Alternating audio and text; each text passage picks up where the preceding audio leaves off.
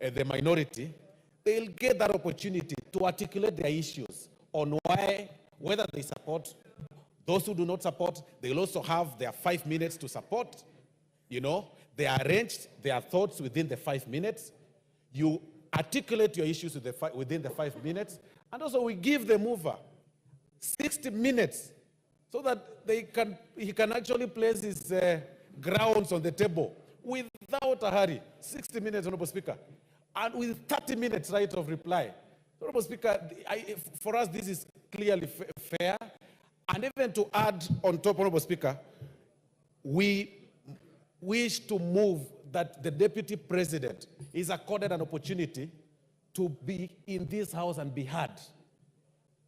The proposal is 2 hours of defense in this floor, Honorable Speaker, without being interrupted, Honorable Speaker. So I beg to move, Honorable Speaker, that members arrange their votes within the allocated timeline and come in large numbers that very day, very early in the morning, to articulate their issues in support or in opposition, while opposing the motion, Honorable Speaker. So I beg to move, and I ask Honorable Sam Atandi to second. Thank you, Honorable Speaker. Honorable Speaker, as has been explained by the majority whip, this is a historical motion. And for some of us, we are lucky that we are going to witness and participate in the impeachment of the Deputy President. This is something which is very special, Madam Speaker. And I'm sure that, just like myself, all members of this House will be interested in giving a shot to this motion. Therefore, Honorable Speaker, we would like to request that everybody be given an opportunity. And so the motion that, the proposal that we have 5 minutes for members and 60 minutes for the mover is something which I would like to second.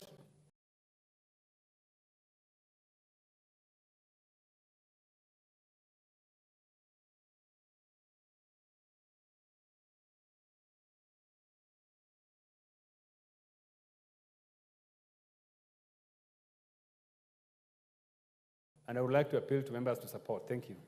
I support. I second. Thank you. Thank you. Honorable members, I now propose the question that pursuant to the provisions of Standing Order 97-1 and notwithstanding the resolution of the House of February 14, 2024, this House orders that each speech in a debate on a special motion of the Constitution shall be limited as follows. A maximum of 6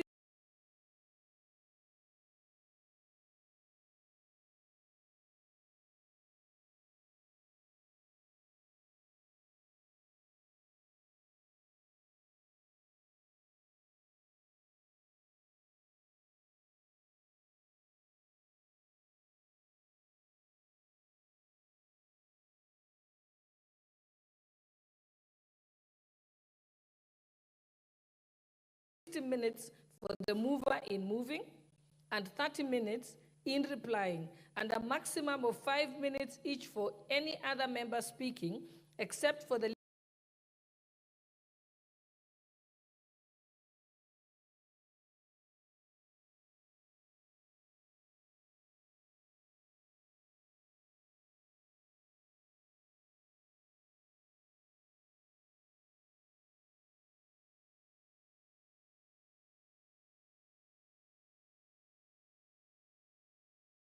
leader of majority, the leader of minority party, and the member seconding the motion, who shall be limited to a maximum of 10 minutes each, and at least 2.5 hours motion. The Deputy President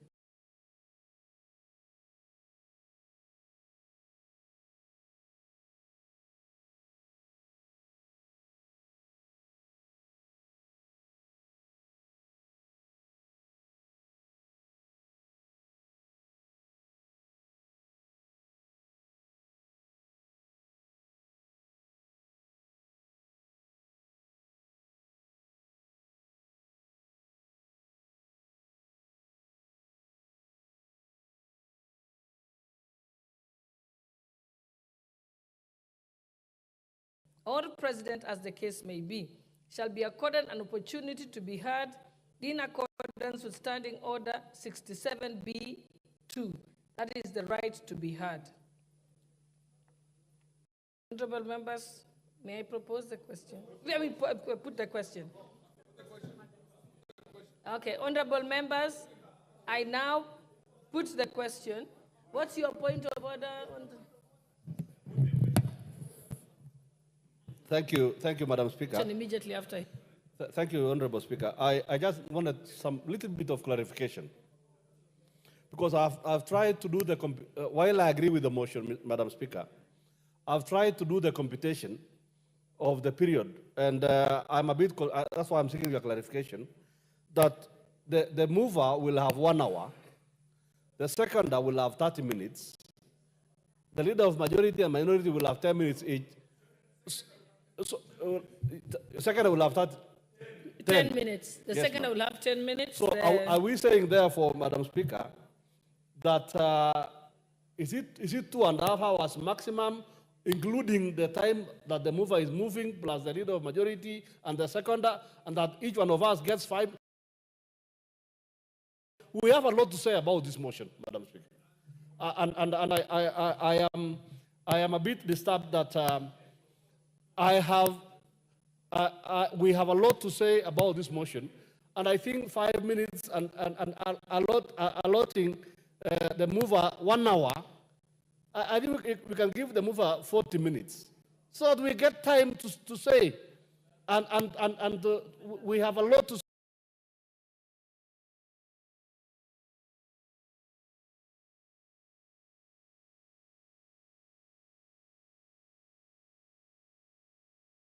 about this motion. Honorable Kamket, remember it will go on until the end of the day, which means it go up to midnight. In that case, Madam Speaker, I propose that 5 minutes is too short for us. We have a lot to say. We have a lot, and I can assure you. I think, Honorable Kamket, you have been overruled by your colleagues, but in any case, the practice in the House is that we've been doing 5 minutes. And in my experience, most people can make their point in 3 minutes.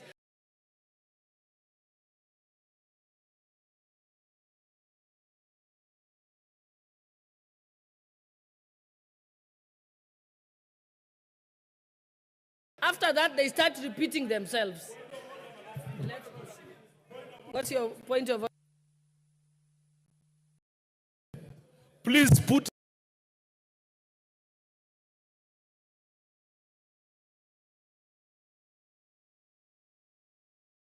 the question, Madam Speaker. Put the question. Okay, honorable members. Okay, I'll only entertain 2 points of orders. You are coming next, yeah. Thank you, Madam Speaker. And I tend to agree with Honorable Kamket. We need more time to interrogate this issue. The issue of the impeachment of the Deputy President is not a clandestine issue. It's an issue that we need to interrogate. Some of the members who voted for the impeachment may have had the privilege to have had the motion before. The ones who had put the signature, obviously they signed on the motion having maybe what was in the motion. So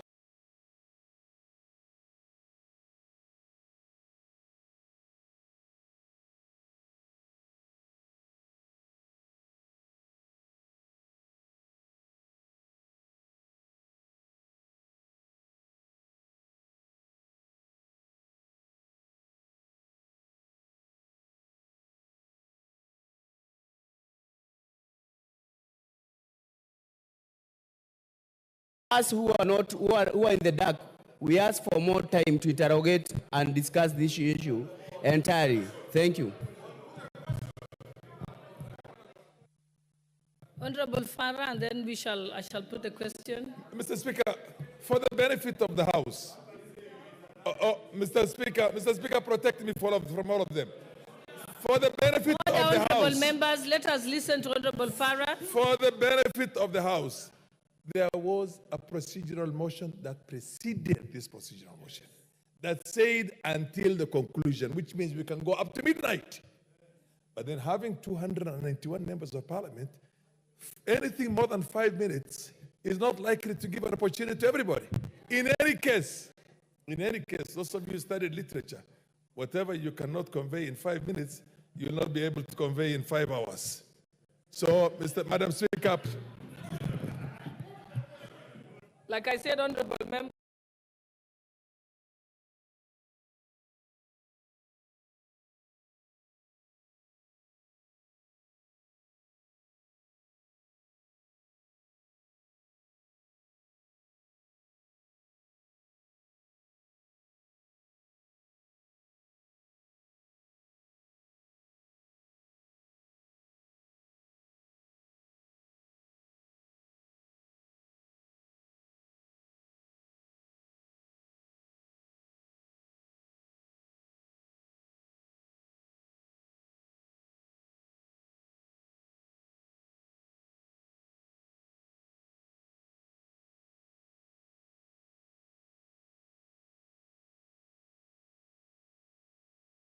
My experience is that you can say whatever you want to say in 3 minutes. Beyond 3 minutes, you're repeating yourself.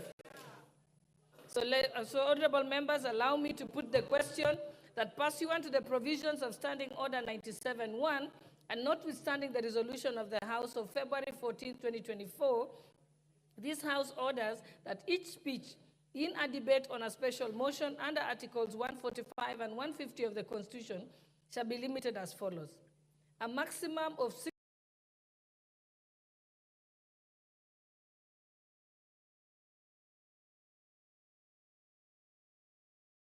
minutes for the mover in moving and 30 minutes in replying, and a maximum of 5 minutes each for any other member speaking except the leader of majority party, the leader of minority party, and the member seconding the motion, who shall be limited to a maximum of 10 minutes each, and that at least 2.5 hours before the vote is taken on the motion, the deputy president or the president, as the case may be, shall be accorded an opportunity to be heard in accordance with Standing Order 67B2. That's the right to be heard. Will as many as of that opinion say aye? Aye. Will as many as of the contrary opinion say nay? The ayes have it.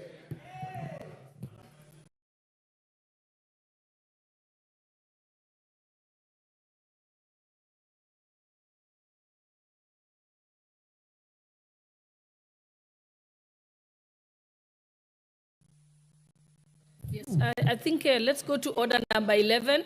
And okay, your point of order, Leader of Majority. Then Honorable Speaker, actually, is a point of information emanating from something the Honorable Mwago has said, that the 291 members who signed the motion had interacted with the motion, and it is true. And the 50 or so who have not signed have not interacted. Just to inform the member for Starehe, that we are indeed, the clerk's office is in the process now of translating the motion in Swahili so that you may read and understand. The only language you may not be able to translate to is vernacular, but it will be both the motion and the questionnaire will be uploaded in Swahili. Therefore, it will be very easy for the member for Starehe now to read and understand the motion. Thank you, Honorable Speaker. What's your point of order, member for Starehe? It's quite unfortunate that such a senior member in this house would take time to insinuate that I don't understand English. I understand that we went to Alliance, but of late your utterances has been putting Alliance school into question, very wanting by the way you're conducting yourself. You are a very lacking member to be answering me, actually. Thank you. Okay, honorable members, let's move to the next order. But member for Starehe, I think the assurance is that it needed to be translated in Kiswahili because those are the two official languages, and for the benefit of our constituents who will be reading it. But also, I think most importantly, you'll be able to find the motion at the table office, which means you can get a copy of it as soon as now, and then you can be able to read it. Let's go to the next order, order number 11. What is your point of clarification, member for Dagoretti?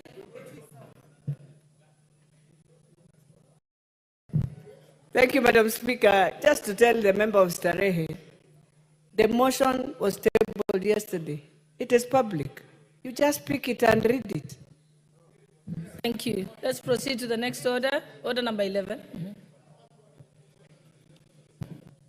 Order number 11, motion number 24 of 2023, policy and funding for sugarcane farming in the country. Question to be put.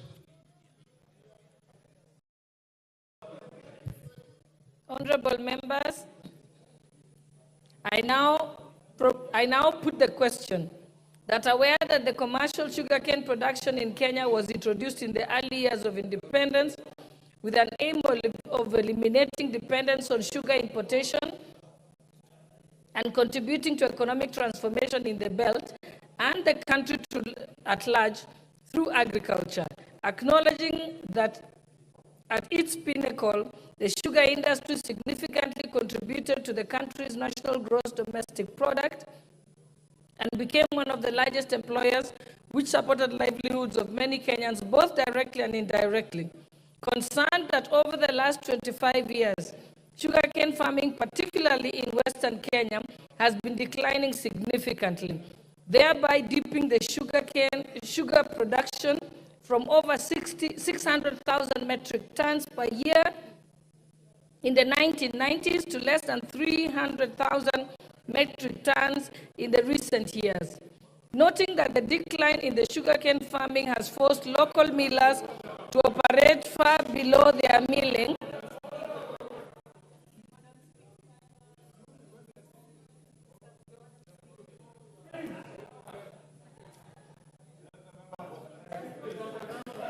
I think he has now frozen, but he's doing it deliberately, I think, because he knows.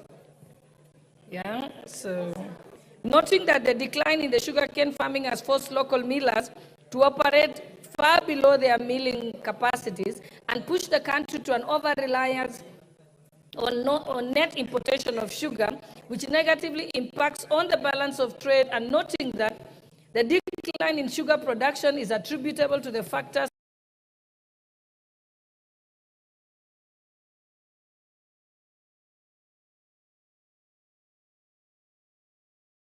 mismanagement, interference, and unfair competition from the cheap imported sugar. Further concerned that the state-owned sugar millers like Mumia Sugar Company, Nzoia Sugar Company ceased milling while owing farmers hundreds of millions of shillings, and appreciating that the government has been putting in place strategies, policies, and regulations to define roles of millers and major players and stakeholders in the sugar industry in a bid to revamp the sector. Concerned that the acute shortage of sugarcane resulting from mass abandonment of sugarcane farming continues to roll back initiatives of reviving sugar milling. And recognizing that further investment in revamping sugar companies before reviving sugarcane farming would occasion loss of invested public funds instead of yielding success. Now, therefore, this House resolves that the national government, through the Ministry of Agriculture and Livestock Development, reviews the sugar development policies to provide that every investor miller sets aside definite funds for development of sugarcane farming, incentivizing farmers to embrace sugarcane growing and to enhance cane production in each of the respective zones. Will as many as of that opinion say aye? Aye. Will as many as of the contrary opinion say nay? The ayes have it. So we shall go back to order number 7.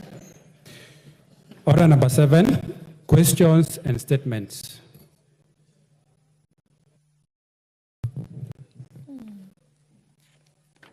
I think we have a question by the Honorable Robert Gishumu, member for Gishugu. Thank you, Honorable Speaker. Actually, it's a request for statements. And it's a request for statement regarding the payment of tea bonuses for Kemunye and Thumaita tea factories for the financial year 2023 2024. Honorable Speaker, pursuant to the provisions of Standing Order 44-2C, I rise to request for a statement from the chairperson of the Departmental Committee on Agriculture and Livestock regarding the payment of tea farmers' annual bonuses in the Kemunye and Thumaita tea factories for the financial year 2023-2024. Honorable Speaker, in mid-September 2024, the Board of Directors for Kemunye and Thumaita tea factories in Gachagua constituency declared the payment of bonuses for the period between 1st July 2023 and 30th June 2024. These factories, which fall under Zone 5 of the two tea-growing regions, were ultimately to pay at Kenya shillings 51 per kilogram and 46 per kilogram, respectively. The declaration, which fell lower than expected payments, has sparked mass demonstrations and a boycott of tea plucking by farmers who primarily depend on tea farming for